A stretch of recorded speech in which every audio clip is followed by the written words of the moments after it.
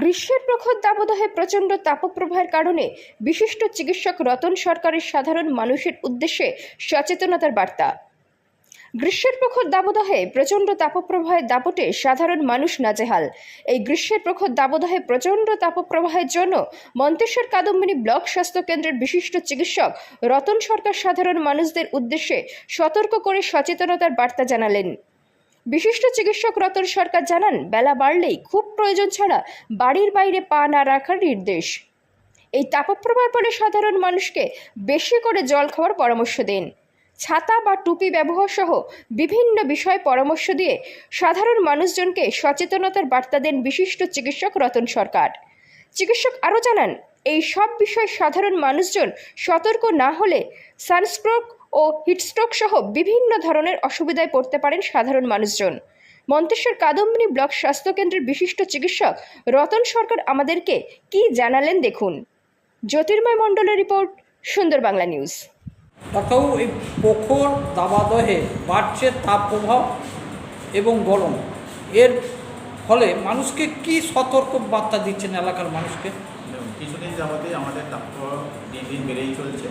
বেশ করে ওয়েস্ট বেঙ্গলের কয়েকটা জেলায় সতর্কতাবাণী জারি করা হয়েছে। সেক্ষেত্রে মানুষকে কিছু কিছু জিনিস অ্যাভয়েড করে চলতে হবে। কিন্তু জল প্রচুর পরিমাণে, যেটা মানার মধ্যে হচ্ছে জল, প্রচুর পরিমাণে জল খেতে হবে।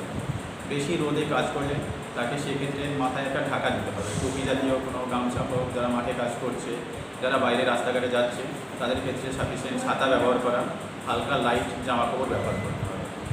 এই রোদে বেরোলে এগুলো ব্যবহার করতে হবে। তাছাড়া কি আর কি ব্যবহার করতে আর হবে? জলের পরিমাণটা প্রচুর পরিমাণে জল খেতে হবে।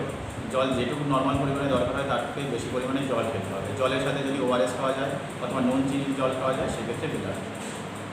এই যে তাপপ্রবাহ যারা মানে সতর্ক হচ্ছে, আর সতর্ক না হওয়ার ফলে কি কি লক্ষণ রোগ হতে পারে? মেইনলি হচ্ছে যারা রোদে কাজ করছে, এখন যে সিজনে হিট স্ট্রোক হয়, হিট এক্সস্টেড হয়, সেক্ষেত্রে অনেক সময় দেখবেন হাত পা নেতিয়ে যাচ্ছে, ঘাম হচ্ছে প্রচুর পরিমাণে, রোগী অজ্ঞান হয়ে যাচ্ছে সাডেনলি হঠাৎ করে। সেক্ষেত্রে তাকে নিকটবর্তী ছায়া পরিষ্কার যেখানে বাতাস আছে সেই জায়গায় নিয়ে যেতে হবে। গাটা বারবার স্পঞ্জিং করতে হবে। স্পঞ্জিং করে যদি রোগী সুস্থ থাকে, মানে রোগী কনসাস অবস্থায় থাকে, অজ্ঞান না হয়, সেক্ষেত্রে তাকে মুখে জল দিতে হবে। গাটা বারবার ঠান্ডা জল দিয়ে, বরফ মিশিয়ে হলে জলের সাথে গাটা মুছতে হবে। মোছার পরেও যদি সুস্থ না হয়, নিকটবর্তী হসপিটালে যোগাযোগ করতে হবে। এলাকার মানুষকে এখনও এই মন্তেশ্বর স্বাস্থ্য কেন্দ্রেতে কোনো বার্তা দেওয়া হয়েছে এলাকার মানুষকে? আমাদের এখানে মন্তেশ্বর হসপিটালে একটা কর্নার করা হয়েছে। এখানে হিট এক্সস্টেড একটা কর্নার করা হয়েছে। কোনো হিট এক্সস্টেড হিট রিলেটেড যদি কোনো পেশেন্ট আছে, তাদের স্পেশাল কেয়ারের জন্য এখানে ব্যবস্থা করা হয়েছে আমাদের হসপিটালে। তাদের অ্যাডমিশন যে কোনো ব্যবস্থা সেটা করা হয়েছে। আরও তাপপ্রবাহ বাড়লে মানুষ কী করতে হবে? মানুষকে এরপরে আরও সতর্ক হতে হবে, কেন তাপপ্রবাহ যা আবহাওয়া ওয়েদার রিপোর্ট অনুযায়ী আরও বাড়তে পারে।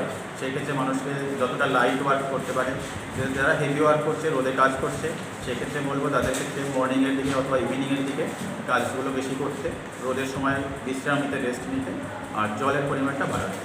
জলের পরিমাণ সবসময় বেশি খেতে হবে।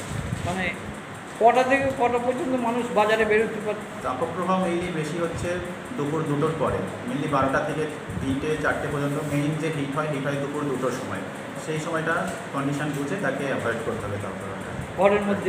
ঘরের মধ্যে না, এবার যারা কাজ করছে তারা তো কিছু রেস্ট নিতে পারবে না, সেই ক্ষেত্রে কিছু কিছু প্রিকশনস, যারা মাঠে কাজ করে একটা টুপি, হালকা হচ্ছে ওপরে যদি মাথায় কোনো শেড থাকে, যারা বাইরে যাবে ছাতা ব্যবহার করা, লাইট জামা কাপড় ব্যবহার করা, এগুলো করতে হবে। আপনার নাম পরিচয়? আমি ডক্টর রতন সরকার, মন্তেশ্বর।